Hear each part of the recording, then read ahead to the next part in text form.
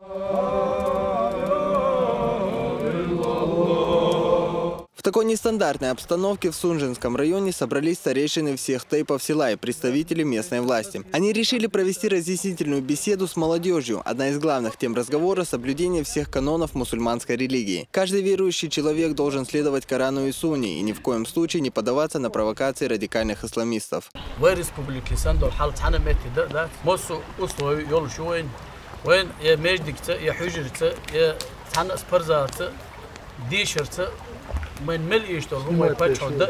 Старейшины рассказали об истории нашего народа, обычаях и культуре, о том, каким должен быть настоящий чеченец.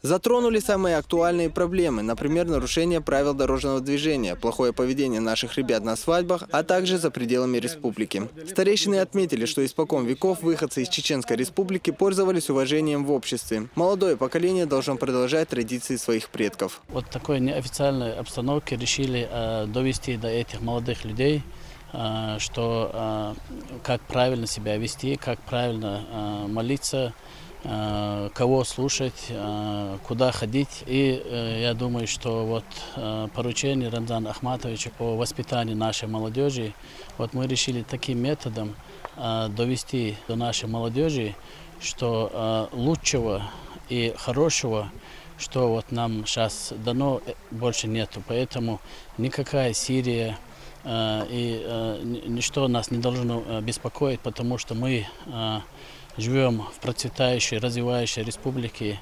который нам заложил первый президент Чеченской республики, герой России Ахмад Таджи Кадыров.